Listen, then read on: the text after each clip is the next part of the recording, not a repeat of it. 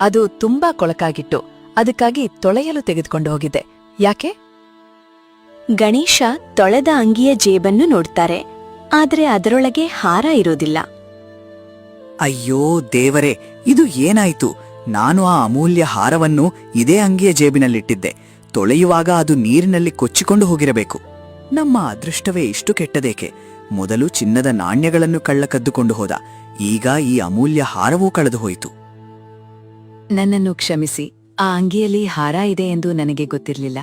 ಎಲ್ಲವೂ ನನ್ನ ತಪ್ಪಿನಿಂದ ಆಯಿತು. ಇಲ್ಲ ಸುಪ್ರಿಯಾ, ನೀನು ಕ್ಷಮೆ ಕೇಳಬೇಡ.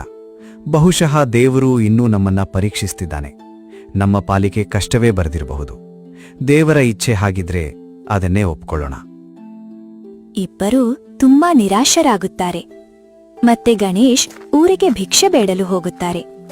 ಅಷ್ಟರಲ್ಲಿ ರಾಜನ ಮಂತ್ರಿ ಅಲ್ಲಿಗೆ ಬರುತ್ತಾನೆ. ಅಯ್ಯ, ನೀವು ಮತ್ತೆ ಭಿಕ್ಷೆ ಯಾಕೆ ಬೇಡ್ತಿದ್ದೀನಿ? ಗಣೇಶ್ ಅಳುತ್ತಾ ನಡೆದ ಎಲ್ಲವನ್ನೂ ಹೇಳುತ್ತಾರೆ. ಮಂತ್ರಿಯವರನ್ನು ಮತ್ತೆ ರಾಜನ ಬಳಿಗೆ ಕರೆದುಕೊಂಡು ಹೋಗುತ್ತಾರೆ. ಇದು ನಿಜಕ್ಕೂ ವಿಚಿತ್ರ. ಮೊದಲು ಕೊಟ್ಟ ಚಿನ್ನದ ನಾಣ್ಯಗಳನ್ನು ಕಳ್ಳ ಕದ್ದುಕೊಂಡು ಹೋದನೆಂದೆ. ನಂತರ ಕೊಟ್ಟ ಅಮೂಲ್ಯ ಹಾರವೂ ಕಳೆದು ಹೋಯಿತೆಂದೆ. ಒಬ್ಬನ ಅದೃಷ್ಟ ಇಷ್ಟೊಂದು ಕೆಟ್ಟದಾಗಿರಲು ಹೇಗೆ ಸಾಧ್ಯ? ಈಗ ನಾನು ನಿನಗೆ ಏನು ಕೊಡಲಿ?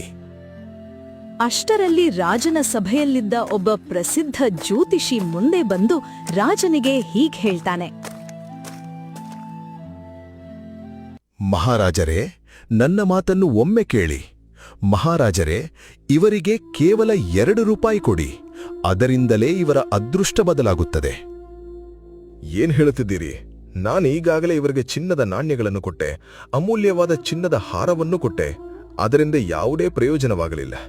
ಈಗ ಕೇವಲ 2 ರೂಪಾಯಿಯಿಂದ ಇವರ ಜೀವನ ಹೇಗೆ ಬದಲಾಗುತ್ತದೆ? ಮಹಾರಾಜರೇ, ನನ್ನ ಮಾತನ್ನ ಒಮ್ಮೆ ನಂಬಿ. ಇವರಿಗೆ 2 ರೂಪಾಯಿ ಕೊಡಿ. ನಂತರ ಏನಾಗ್ತದೆ ಎಂದು ನೀವೇ ನೋಡುತ್ತೀರಿ. ರಾಜನು ಗಣೇಶ್ ಅವರಿಗೆ 2 ರೂಪಾಯಿಗಳನ್ನು ಕೊಡುತ್ತಾರೆ. ಗಣೇಶ್ ಆ 2 ರೂಪಾಯಿಗಳನ್ನು ಕೈಯಲ್ಲಿ ಹಿಡಿದು ಅರಮನೆಯಿಂದ ಹೊರಡುತ್ತಾರೆ. ಇಷ್ಟು ದೊಡ್ಡ ಸಂಪತ್ತು ಸಿಕ್ಕಾಗ್ಲೇ ನನ್ನ ಅದೃಷ್ಟ ಬದಲಾಗ್ಲಿಲ್ಲ. ಈಗ ಈ 2 ರೂಪಾಯಿಂದ ಏನಾಗ್ತದೆ? ಮನೆಗೆ ಹೋಗಿ ಸುಪ್ರಿಯಾಗೆ ಏನ್ ಹೇಳಿ? ಹೀಗೆ ಯೋಚಿಸ್ತಾ ಬರುತ್ತಿದ್ದಾಗ ಒಬ್ಬ ವ್ಯಕ್ತಿ ಗಿಳಿಯನ್ನು ಪಂಜರದಲ್ಲಿ ಹಾಕಿ ಮಾರಾಟ ಮಾಡುತ್ತಿರುವುದು ಅವರ ಕಣ್ಣಿಗೆ ಬೀಳುತ್ತದೆ. ಅಯ್ಯೋ ಪಾಪ, ಈ ಗಿಳಿ ಸ್ವಾತಂತ್ರ್ಯಕ್ಕಾಗಿ ಎಷ್ಟು ಹಾತೊರೆಯುತ್ತಿರಬಹುದು. ಯಾರಾದರೂ ಇದನ್ನು ಕೊಂಡ್ರೆ ಮತ್ತೆ ಜೀವನ ಪೂರ್ತಿ ಪಂಜರದಲ್ಲೇ ಇರಬೇಕಾಗ್ತದೆ. ಇದನ್ನು ನಾನು ಬಿಡಿಸಬೇಕು. ಗಣೇಶ್ ತಮ್ಮ ಬಳಿಯಿದ್ದ 2 ರೂಪಾಯಿಗಳನ್ನು ಕೊಟ್ಟು ಆ ಗಿಳಿಯನ್ನು ಖರೀದಿಸ್ತಾರೆ. ನಂತರ ಪಂಜರದ ಬಾಗಿಲು ತೆರೆದು ಅದನ್ನು ಮುಕ್ತವಾಗಿ ಹಾರಲು ಬಿಡ್ತಾರೆ. ಗಿಳಿ ಆಕಾಶದಲ್ಲಿ ಹಾರಿ ಹೋಗ್ತದೆ. ಇದರಿಂದ ಗಣೇಶ್ ಅವರ ಮನಸ್ಸಿಗೆ ತುಂಬಾ ಸಂತೋಷವಾಗ್ತದೆ. ಅವರು ಮನೆಗೆ ಹಿಂದಿರುಗುತ್ತಾರೆ. ಗುಡಿಸಲಿನ ಮುಂದೆ ಗಣೇಶ್ ಮತ್ತು ಸುಪ್ರಿಯಾ ಇಬ್ಬರೂ ಕುಳಿತಿರುತ್ತಾರೆ. ಅಷ್ಟರಲ್ಲಿ ಅದೇ ಗಿಳಿ ಹಾರುತ್ತಾ ಬಂದು ಅವರ ಮುಂದೆ ಒಂದು ಚಿನ್ನದ ಹಾರವನ್ನು ಹಾಕಿ ಮತ್ತೆ ಹಾರಿ ಹೋಗ್ತದೆ. ಇಬ್ಬರೂ ಆಶ್ಚರ್ಯದಿಂದ ಆ ಹಾರವನ್ನು ನೋಡ್ತಾರೆ. ಸುಪ್ರಿಯಾ, ಇದು ರಾಜನು ನನಗೆ ಕೊಟ್ಟಿದ್ದ ಅದೇ ಚಿನ್ನದ ಹಾರ. ಹೌದಾ? ಇದೇ ಹಾರ ಆದ್ರೆ ಇದು ಗಿಳಿಯ ಬಳಿ ಹೇಗೆ ಬಂತು? ಇದು ನಾನು 2 ರೂಪಾಯಿಗೆ ಖರೀದಿಸಿ ಬಿಡಿಸಿದ ಅದೇ ಗಿಳಿ. ನಿಜಕ್ಕೂ ಇದು ದೇವರ ಕೃಪೆ. ರಾಜಸಭೆಯ ಜ್ಯೋತಿಷಿಯವರು ಹೇಳಿದ್ದು ಸತ್ಯವಾಗಿದೆ. ಇಷ್ಟು ದೊಡ್ಡ ಸಂಪತ್ತಿನಿಂದ ಆಗದದ್ದು ಈ 2 ರೂಪಾಯಿಯಿಂದ ಆಯಿತು. ದೇವರ ಮಹಿಮೆ ಅಪಾರ. ಸುಪ್ರಿಯಾ, ನಾನೀಗಲೇ ರಾಜನಿಗೂ ಜ್ಯೋತಿಷಿಯವರಿಗೂ ಧನ್ಯವಾದ ಹೇಳಿ ಬರುತ್ತೇನೆ. ಗಣೇಶ್ ಸಂತೋಷದಿಂದ ಅರಮನೆಯ ಕಡೆ ಹೊರಡುತ್ತಾರೆ. ಮಧ್ಯದಲ್ಲಿ, ದೇವರೇ, ನಿನಗೆ ಅನಂತ ಧನ್ಯವಾದಗಳು. ಕಳೆದು ಹೋದ ಹಾರ ಮತ್ತೆ ನನಗೆ ಸಿಕ್ಕಿತು. ಆದರೆ ಹತ್ತಿರದ ಪುದೆಯ ಹಿಂದೆ ಅದೇ ಕಳ್ಳ ಅಡಗಿಕೊಂಡಿದ್ದನು. ಅವನಿಗೆ ಗಣೇಶ್ ತನ್ನನ್ನ ನೋಡಿದ್ದಾನೆ ಮತ್ತು ರಾಜನ ಬಳಿ ದೂರು ಕೊಡಲು ಹೋಗುತ್ತಿದ್ದಾರೆ ಎಂಬ ಭಯವಾಗುತ್ತದೆ. ಅಯ್ಯೋ, ಇವರು ನನ್ನನ್ನು ಗುರುತಿಸಿದ್ದಾರೆ. ರಾಜನ ಬಳಿ ದೂರು ಕೊಟ್ರೆ ಈ ಬಾರಿ ನಾನು ಬದುಕುವುದೇ ಕಷ್ಟ. ಭಯದಿಂದ ಕಳ್ಳ ಓಡಿ ಬಂದು ಗಣೇಶ್ ಅವರ ಕಾಲಿಗೆ ಬೀಳುತ್ತಾನೆ. ಅಯ್ಯ, ನನ್ನನ್ನು ಕ್ಷಮಿಸಿ.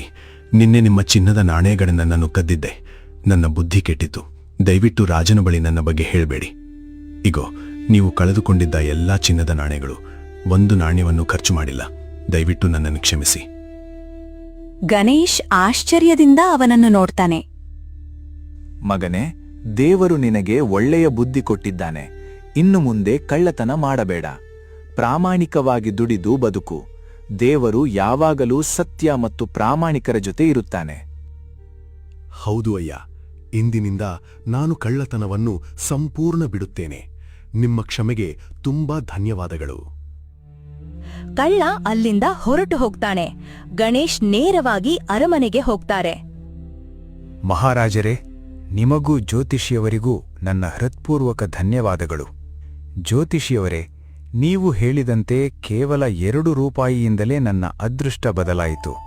ಮೊದಲು ಸಿಕ್ಕ ಚಿನ್ನದ ನಾಣ್ಯಗಳನ್ನು ಕಳ್ಳ ಕದ್ದಿದ್ದ. ನಂತರ ಸಿಕ್ಕ ಚಿನ್ನದ ಹಾರವು ಕಳೆದು ಹೋಯಿತು. ಆದರೆ ಆ 2 ರೂಪಾಯಿಯಿಂದ ನಾನು ಗಿಳಿಯನ್ನು ಬಿಡಿಸಿದೆ. ಅದೇ ಗಿಳಿ ನನ್ನ ಹಾರವನ್ನು ಮರಳಿ ತಂದಿತು. ಅಷ್ಟೇ ಅಲ್ಲ, ನನ್ನನ್ನು ದೋಚಿದ್ದ ಕಳ್ಳನು ಪಶ್ಚಾತ್ತಾಪಪಟ್ಟು ಎಲ್ಲ ಚಿನ್ನದ ನಾಣ್ಯಗಳನ್ನು ಹಿಂದಿರುಗಿಸಿದ. ಗಣೇಶ್ ನಡೆದ ಎಲ್ಲಾ ಘಟನೆಗಳನ್ನು ವಿವರವಾಗಿ ಹೇಳ್ತಾರೆ. ಇದನ್ನು ಕೇಳಿದ ರಾಜನಿಗೆ ಆಶ್ಚರ್ಯವಾಗುತ್ತದೆ. ಜ್ಯೋತಿಷಿಯವರೇ, ಇದು ಹೇಗೆ ಸಾಧ್ಯವಾಯಿತು?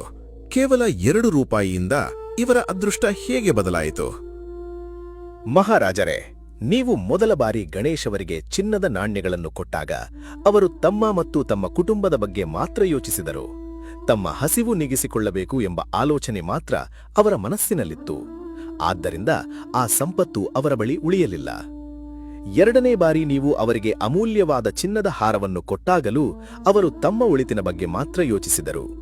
ಆದರೆ 3ನೇ ಬಾರಿ ನೀವು ಕೇವಲ 2 ರೂಪಾಯಿಗಳನ್ನು ಕೊಟ್ಟಾಗ ತಮ್ಮ ಹಸಿವು ನೀಗಿಸಿಕೊಳ್ಳುವ ಅವಕಾಶ ಇದ್ದರೂ ಅವರು ತಮ್ಮ ಬಗ್ಗೆ ಯೋಚಿಸಲಿಲ್ಲ. ಅವರು ಪಂಜರದಲ್ಲಿ ಸಿಕ್ಕಿಹಾಕಿಕೊಂಡಿದ್ದ ಆ ಬಡ ಗಿಳಿಯ ನೋವನ್ನು ಅರ್ಥ ಮಾಡಿಕೊಂಡರು. ಆ 2 ರೂಪಾಯಿಯಿಂದ ತಮ್ಮ ಊಟವನ್ನು ಮಾಡಿಕೊಳ್ಳಬಹುದಾಗಿತ್ತು. ಆದರೆ ಅವರು ತಮ್ಮ ಹಸಿವಿಗಿಂತ ಆ ಪಕ್ಷಿಯ ಸ್ವಾತಂತ್ರ್ಯವನ್ನು ದೊಡ್ಡದಾಗಿ ಕಂಡರು. ಅದರ ಜೀವ ಉಳಿಸಿ ಅದನ್ನು ಮುಕ್ತಗೊಳಿಸಿದರು. ಆ ಗಿಳಿಯೇ ನಂತರ ಅವರಿಗೆ ಕಳೆದು ಹೋದ ಹಾರವನ್ನು ಮರಳಿ ತಂದುಕೊಟ್ಟಿತು. ಇದು ಸಾಮಾನ್ಯ ಘಟನೆಯಲ್ಲ, ಇದು ದೇವರ ಪರೀಕ್ಷೆ. ಆ ಗಿಳಿಯ ರೂಪದಲ್ಲಿ ದೇವರೇ ಬಂದಿದ್ದರು. ಗಣೇಶ್ ಅವರ ನಿಸ್ವಾರ್ಥ ಮನಸ್ಸನ್ನು ಕಂಡು ದೇವರು ಸಂತುಷ್ಟರಾದರು. ಆದ್ದರಿಂದ ಅವರು ಕಳೆದು ಹೋದ ಎಲ್ಲವನ್ನೂ ಮತ್ತೆ ಅವರಿಗೆ ಮರಳಿ ಕೊಟ್ಟರು. ಇನ್ನು ಮುಂದೆ ಈ ಸಂಪತ್ತನ್ನು ಯಾರೂ ಅವರಿಂದ ಕಸಿದುಕೊಳ್ಳಲು ಸಾಧ್ಯವಿಲ್ಲ. ಗಣೇಶ್, ನಿಮ್ಮ ಪರೀಕ್ಷೆ ಇಲ್ಲಿ ಮುಗಿದಿದೆ. ಇನ್ನು ಮುಂದೆ ನಿಮ್ಮ ಜೀವನ ಸುಖ, ಸಮೃದ್ಧಿ ಮತ್ತು ಮಂಗಳದಿಂದ ಕೂಡಿರುತ್ತದೆ. ಈ ಮಾತುಗಳನ್ನು ಕೇಳಿ ರಾಜನು ಗಣೇಶ್ ಅವರು ಆಶ್ಚರ್ಯದಿಂದ ನಿಂತು ಹೋಗುತ್ತಾರೆ. ದೇವರೇ, ನನ್ನನ್ನು ಪರೀಕ್ಷಿಸಿ ಕೊನೆಗೆ ಕಾಪಾಡಿದ ನಿನಗೆ ಕೋಟಿ ಕೋಟಿ ನಮಸ್ಕಾರಗಳು. ಆ ದಿನದಿಂದ ಗಣೇಶ್ ಅವರ ಜೀವನ ಸಂಪೂರ್ಣ ಬದಲಾಗ್ತದೆ. ಅವರು ತಮ್ಮ ಸಂಪತ್ತನ್ನ ಸ್ವಂತ ಸುಖಕ್ಕಷ್ಟೇ ಅಲ್ಲ, ಬಡವರ ಸಹಾಯಕ್ಕೂ ಬಳಸಲು ಆರಂಭಿಸ್ತಾರೆ. ದೊಡ್ಡ ಮನೆ ಕಟ್ಟಿಸಿ ಸುಪ್ರಿಯಾ ಅವರೊಂದಿಗೆ ಸಂತೋಷವಾಗಿ ಬದುಕ್ತಾರೆ. ಅವರು ಸಾಕಷ್ಟು ಕೃಷಿ ಭೂಮಿಯನ್ನ ಖರೀದಿಸ್ತಾರೆ. ಆ ಹೊಲಗಳಲ್ಲಿ ಅನೇಕ ಕೂಲಿ ಕಾರ್ಮಿಕರಿಗೆ ಉದ್ಯೋಗ ದೊರೆತದೆ. ಇನ್ನೊಂದು ಕಡೆ ನಂದಿನಿ ತೀವ್ರ ಅನಾರೋಗ್ಯಕ್ಕೆ ಒಳಗಾಗ್ತಾಳೆ. ಅವಳ ಚಿಕಿತ್ಸೆಗೆ ವಿಕ್ರಮ್ ಒಂದೊಂದಾಗಿ ಎಲ್ಲಾ ಜಮೀನುಗಳನ್ನ ಮಾರ್ಬೇಕಾಗ್ತದೆ. ಕೊನೆಗೆ ಅವರ ಬಳಿ ಏನೂ ಉಳಿಯುವುದಿಲ್ಲ. ಒಂದು ದಿನ ಪಕ್ಕದ ಮನೆಯವರಿಂದ ಗಣೇಶ್ ಮತ್ತು ಸುಪ್ರಿಯಾ ಪಕ್ಕದ ಹಳ್ಳಿಯಲ್ಲಿ ಐಶ್ವರ್ಯದಿಂದ ಬದುಕ್ತಿದ್ದಾರೆ ಎಂಬ ಸುದ್ದಿ ಅವರಿಗೆ ತಿಳಿಯುತ್ತದೆ. ವಿಕ್ರಮ್ ಮತ್ತು ನಂದಿನಿ ತಕ್ಷಣ ಅಲ್ಲಿಗೆ ಹೋಗ್ತಾರೆ. ಅಲ್ಲಿ ಅವರು ಅರಮನೆಯಂತಿರುವ ದೊಡ್ಡ ಮನೆಯನ್ನ ನೋಡ್ತಾರೆ. ಮನೆಯ ಹೊರಗೆ ಅನೇಕ ಕೆಲಸಗಾರರು ಓಡಾಡ್ತಿರ್ತಾರೆ. ದೂರದಿಂದ ಗಣೇಶ್ ಮತ್ತು ಸುಪ್ರಿಯಾ ಸಂತೋಷದಿಂದ ಬದುಕ್ತಿರುವುದನ್ನ ಕಂಡು ಇಬ್ಬರೂ ನಾಚಿಕೆಯಿಂದ ಹಿಂದಿರುಗ್ತಾರೆ. ಮನೆಗೆ ಬಂದ ನಂತರ, ನಂದಿನಿ, ಇಂದು ನಮ್ಮ ಈ ಪರಿಸ್ಥಿತಿಗೆ ಕಾರಣ ನೀನೇ. ಅಪ್ಪ ಅಮ್ಮನ ಬಳಿ ಇಂದು ಎಷ್ಟೊಂದು ಸಂಪತ್ತು ಇದೆ ನೋಡಿದೀಯಾ? ಅದು ಹೇಗೆ ಬಂದಿತು ಎನ್ನುವುದು ನನಗೆ ಗೊತ್ತಿಲ್ಲ. ಆದರೆ ನಮ್ಮ ಬಳಿ ಇಂದು 1 ಕಾಸೂ ಇಲ್ಲ. ನಿನ್ನ ಮಾತು ಕೇಳಿ ನಾನು ನನ್ನ ತಂದೆ ತಾಯಿಗೆ ಎಷ್ಟೋ ನೋವು ಕೊಟ್ಟೆ. ಈಗ ಅವರ ಮುಂದೆ ಹೋಗುವ ಧೈರ್ಯವೂ ನನಗಿಲ್ಲ. ನನ್ನನ್ನು ಕ್ಷಮಿಸಿ. ಈಗ ನನಗೆ ನನ್ನ ತಪ್ಪಿನ ಅರಿವಾಗಿದೆ. ನಾನು ಅವರ ಕಾಲಿಗೆ ಬಿದ್ದು ಕ್ಷಮೆ ಕೇಳುತ್ತೇನೆ. ನೀವು ನನ್ನ ಜೊತೆ ಬನ್ನಿ. ಇಲ್ಲ, ನನ್ನಿಂದ ಆಗುವುದಿಲ್ಲ. ನಾನು ಅವರಿಗೆ ತುಂಬಾ ನೋವು ಕೊಟ್ಟಿದ್ದೇನೆ. ಅವರ ಕಣ್ಣನ್ನ ನೋಡಿ ಮಾತನಾಡುವ ಧೈರ್ಯ ನನ್ನಲ್ಲಿಲ್ಲ. ನನಗೂ ಅವರ ಮುಂದೆ ಹೋಗಲು ನಾಚಿಕೆ ಆಗುತ್ತಿದೆ. ದೇವರು ನಮ್ಮ ತಪ್ಪಿಗೆ ತಕ್ಕ ಶಿಕ್ಷೆಯನ್ನೇ ಕೊಟ್ಟಿದ್ದಾನೆ ಎಂದು ನನಗೆ ಅನಿಸುತ್ತದೆ. ಈಗ ನಾವು ಅವರ ಬಳಿಗೆ ಹೋದರೆ ಅವರು ಕರುಣೆ ತೋರಿ ನಮ್ಮನ್ನು ಮತ್ತೆ ತಮ್ಮ ಜೊತೆಗೆ ಕರೆದುಕೊಂಡು ಹೋಗಬಹುದು. ಇಬ್ಬರೂ ಬಡತನದಲ್ಲೇ ಸರಳ ಜೀವನ ನಡೆಸಲು ಆರಂಭಿಸುತ್ತಾರೆ. ಕೆಲವು ದಿನಗಳ ನಂತರ ಗಣೇಶ್ ಮತ್ತು ಸುಪ್ರಿಯಾ ಅವರಿಗೆ ಈ ವಿಷಯ ತಿಳಿಯುತ್ತದೆ. ಇಬ್ಬರೂ ತಮ್ಮ ಹಳೆಯ ಮನೆಗೆ ಹೋಗುತ್ತಾರೆ. ಗಣೇಶ್ ಮತ್ತು ಸುಪ್ರಿಯಾರನ್ನು ಕಂಡ ತಕ್ಷಣ ವಿಕ್ರಮ್ ಮತ್ತು ನಂದಿನಿ ಓಡಿ ಬಂದು ಅವರ ಕಾಲಿಗೆ ಬೀಳುತ್ತಾರೆ. ಅಪ್ಪ ಅಮ್ಮ ನಮ್ಮನ್ನು ಕ್ಷಮಿಸಿ, ನಮ್ಮಿಂದ ದೊಡ್ಡ ತಪ್ಪಾಗಿದೆ. ಅತ್ತೆ, ಮಾವ, ನನ್ನ ಅಹಂಕಾರ ಮತ್ತು ಸ್ವಾರ್ಥದಿಂದ ನಿಮ್ಮಿಬ್ಬರಿಗೂ ತುಂಬಾ ನೋವು ಕೊಟ್ಟೆ. ನನ್ನನ್ನು ಕ್ಷಮಿಸಿ. ಇಬ್ಬರೂ ಕಣ್ಣೀರು ಹಾಕುತ್ತಾ ಕ್ಷಮೆ ಕೇಳುತ್ತಾರೆ. ಗಣೇಶ್ ಮತ್ತು ಸುಪ್ರಿಯಾ ಅವರ ಹೃದಯ ಕರಗುತ್ತದೆ. ಮಕ್ಕಳೇ, ತಪ್ಪು ಮಾಡಿದವರು ಅದನ್ನು ಅರಿತು ತಿದ್ದಿಕೊಂಡರೆ ಅದಕ್ಕಿಂತ ದೊಡ್ಡ ಸಂತೋಷ ಮತ್ತೊಂದಿಲ್ಲ. ನಾವು ನಿಮ್ಮನ್ನು ಮನಸಾರೆ ಕ್ಷಮಿಸಿದ್ದೇವೆ. ಇನ್ನು ಮುಂದೆ ಪ್ರೀತಿ, ನಂಬಿಕೆ ಮತ್ತು ಸತ್ಯದಿಂದ ಬದುಕಿ. ಕುಟುಂಬ ಒಡೆಯಲು ಕ್ಷಣ ಸಾಕು, ಆದ್ರೆ ಅದನ್ನು ಉಳಿಸಲು ಜೀವನವೇ ಬೇಕಾಗ್ತದೆ. ಆ ದಿನದಿಂದ ಅವರ ಕುಟುಂಬ ಮತ್ತೆ ಒಂದಾಗ್ತದೆ. ಎಲ್ಲರೂ ಪ್ರೀತಿ, ಕ್ಷಮೆ ಮತ್ತು ಪರಸ್ಪರ ಗೌರವದಿಂದ ಹೊಸ ಜೀವನವನ್ನ ಆರಂಭಿಸ್ತಾರೆ. ಸ್ವಾರ್ಥ, ಸುಳ್ಳು ಮತ್ತು ಕುತಂತ್ರ ತಾತ್ಕಾಲಿಕವಾಗಿ ಗೆದ್ದಂತೆ ಕಂಡರೂ ಕೊನೆಯಲ್ಲಿ ಸೋಲ್ತವೆ. ನಿಸ್ವಾರ್ಥತೆ, ಪ್ರಾಮಾಣಿಕತೆ, ಕ್ಷಮೆ ಮತ್ತು ದೇವರ ಮೇಲಿನ ನಂಬಿಕೆ ಇದ್ದರೆ ಜೀವನದಲ್ಲಿ ಕಳೆದು ಹೋದ ಸಂತೋಷವು ಮತ್ತೆ ಮರಳಿ ಬರುತ್ತದೆ. ಈ ಕಥೆ ನಿಮಗೆ ಇಷ್ಟವಾದರೆ ವಿಡಿಯೋಗೆ ಒಂದು ಲೈಕ್ ಮಾಡಿ, ಕಮೆಂಟ್ನಲ್ಲಿ ನಿಮ್ಮ ಅಭಿಪ್ರಾಯವನ್ನ ತಿಳಿಸಿ ಮತ್ತು ಇಂತಹ ಹೃದಯಸ್ಪರ್ಶಿ ಕನ್ನಡ ಕಥೆಗಳನ್ನು ನೋಡಲು ನಮ್ಮ ಚಾನೆಲ್ ಅನ್ನು ಸಬ್ಸ್ಕ್ರೈಬ್ ಮಾಡಿ.